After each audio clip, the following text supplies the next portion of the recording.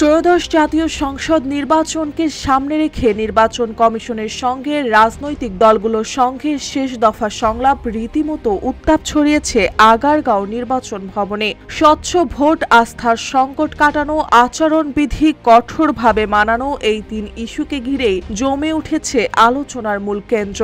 একদিকে ইসির আহ্বান সুষ্ঠু নির্বাচন রাজনৈতিক দলগুলোর সহযোগিতার ওপরই নির্ভরশীল, অন্যদিকে সংলাপে অংশ নেওয়া দলগুলোর করা দাবি ইসিকে এখনই শক্ত অবস্থানে দাঁড়াতে হবে। সব মিলিয়ে নির্বাচনের ভবিষ্যৎ যেন এখন নির্ভর করছে রাজনৈতিক দল ও নির্বাচন কমিশনের সূক্ষ্ম সমঝোতার উপর। সংলাপের শুরুতেই প্রধান নির্বাচন কমিশনার এম নাসির উদ্দিন স্পষ্ট করে বলেন, সুষ্ঠু নির্বাচনের জন্য শুধু আইন শৃঙ্খলা বাহিনী নয়, রাজনৈতিক দলগুলোর আচরণও সমান গুরুত্বপূর্ণ। তার মতে আচরণবিধি তৈরি করা সহজ, কিন্তু সেটি বাস্তবায়ন করাই সবচেয়ে বড় চ্যালেঞ্জ। তিনি জানান, আস্থা ফেরাতে ইসি প্রস্তুত রয়েছে, সিদ্ধান্ত এখন রাজনৈতিক দলগুলোর।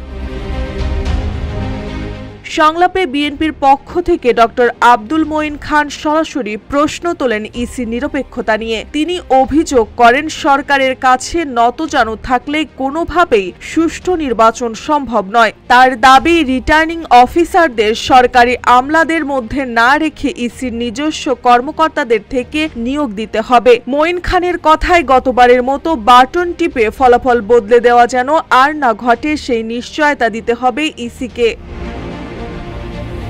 জামায়াতের সেক্রেটারি জেনারেল মিয়া গোলাম পরোয়ার অভিযোগ করেন, সম্প্রতি প্রশাসনে যেসব ডিসি এসপি বদলি হয়েছে তার ডিজাইন করা। তাদের প্রস্তাব তফসিল ঘোষণার পর সব ডিসি এসপিকে সরাসরি বদলি করা হোক এবং প্রয়োজনে লটারির মাধ্যমে নতুন পদায়ন করা হোক। এছাড়া সিসি ক্যামেরা ব্যবহার থেকে শুরু করে সীমান্ত ও উপকূল এলাকায় কঠোর নজরদারি বাড়ানোর পরামর্শ দেন তিনি।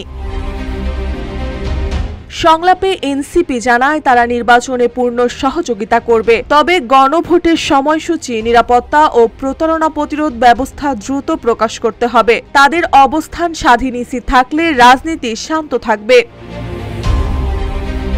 গণসংহতি আন্দোলনের প্রধান সমন্বয়কারী জোনায়েদ সাকি বলেন, সবচেয়ে বড় চ্যালেঞ্জ এখন নির্বাচনী পরিবেশ।